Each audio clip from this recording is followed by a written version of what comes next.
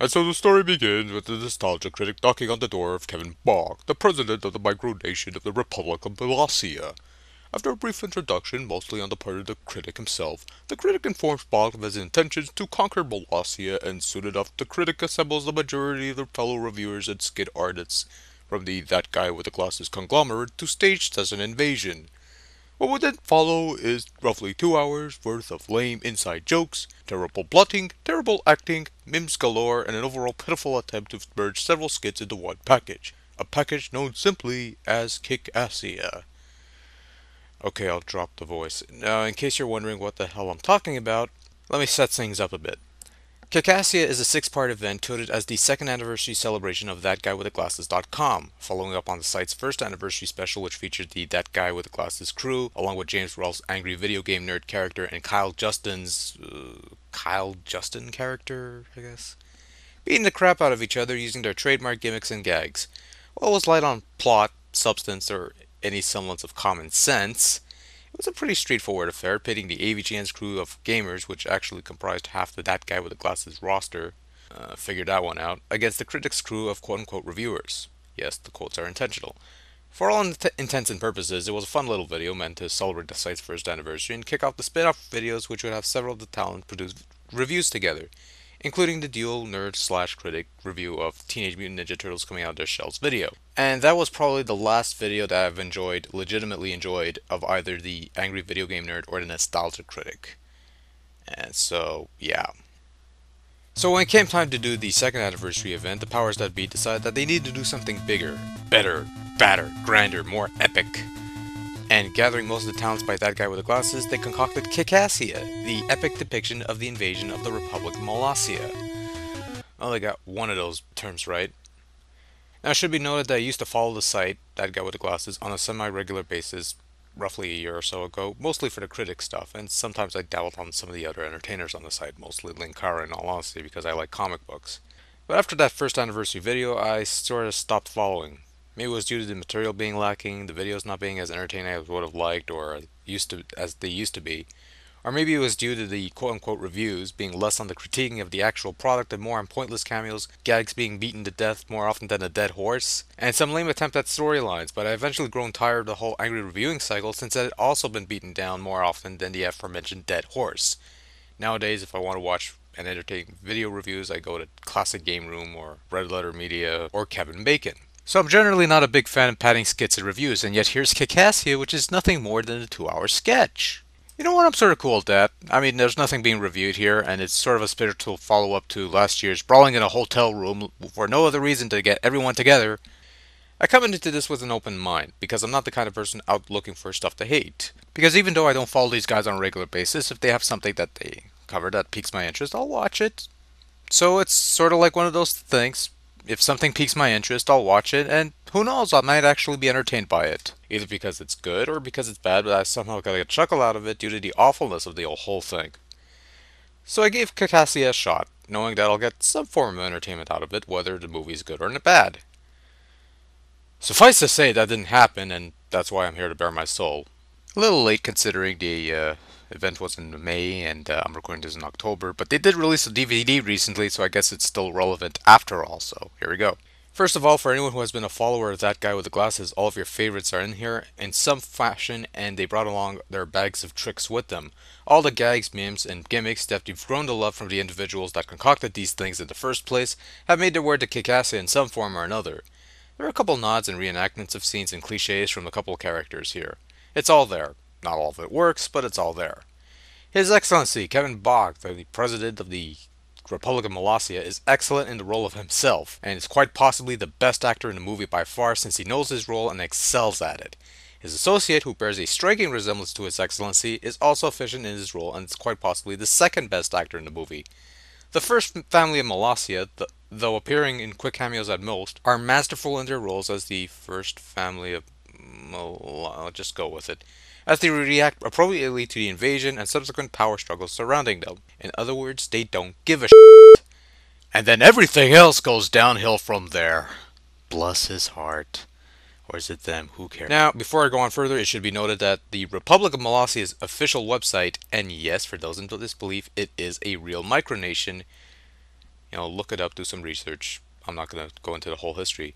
But in any case, the official website had made mention of the invasion by that guy in an April press release, letting people know that the invasion had overthrown the Molossian government, but the new government didn't quite work out and the rightful rulers returned to power.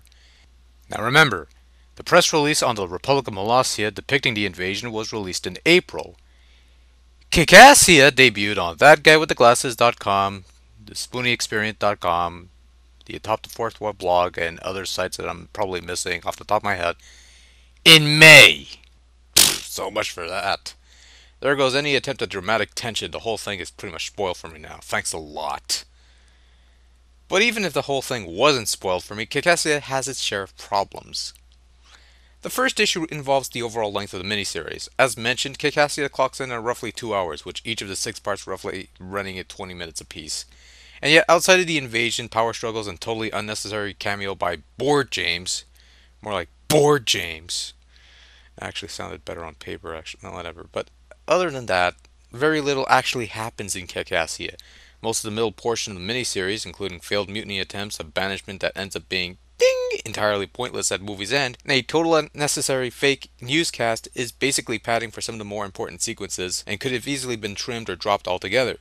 For example, there's this one sequence where everyone proclaims that they believe in something called a Santa Christ or something, and they have everybody film their videos and having them say that they believe in this Santa Christ character. The point is, it's too damn long. This sequence could have been trimmed or dropped altogether. It really adds nothing to the overall plot, such as there is one. Okay, I guess Santa Christ gets killed and he comes back at the end, but still, he's died, just mourn him and then move on. We don't need this long sequence. I guess we needed a reason to fit the people who couldn't be there in person, but still. In any case, the battles are also pretty bad. You'd think that invading a micronation would be a big deal and result in some masterful no-budget battle sequences. Recycle a couple explosions from detonation films or something. But it's not to be, as we bear witness to some of the most horrid fight sequences ever conceived in the history of mankind.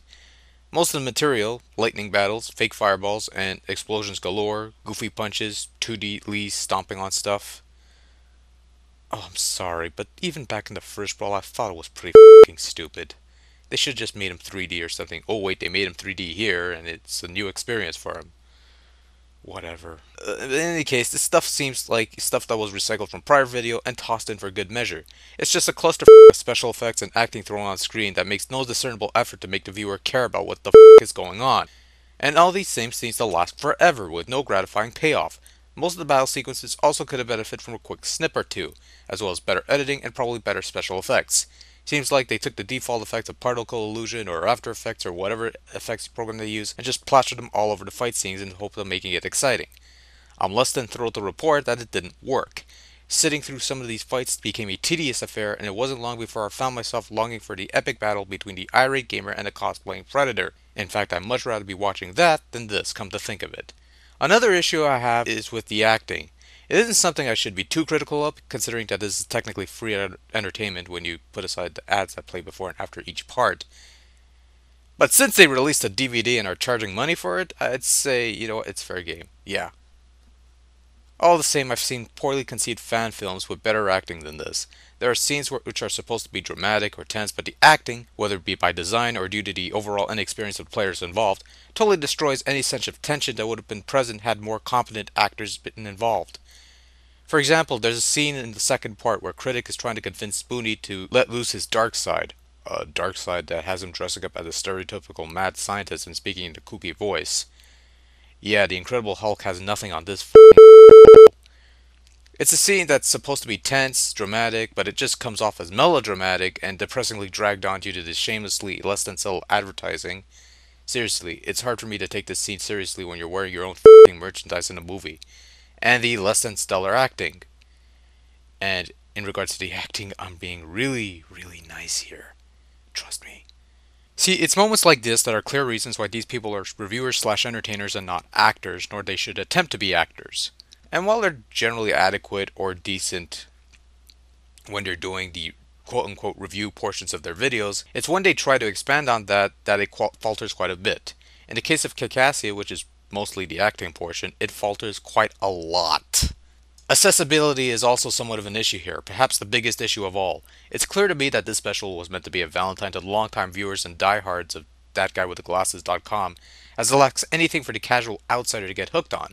As stated before, there are these inside gags and skits that longtime fans will be familiar with, but that seems to comprise a good chunk of Kickassia, and when some gag or meme happens, the movie automatically assumes you're aware of it because you follow the site. But if you haven't followed the site, tough luck. Because while some people might recognize the nostalgia critic due to his spat with the nerds some years ago, you can't really say the same without the others, and the movie makes no effort in introducing these characters whom we're supposed to care about. At least in the first anniversary special, we got a brief introduction of almost everybody and have some idea what they're supposed to do or what their role is.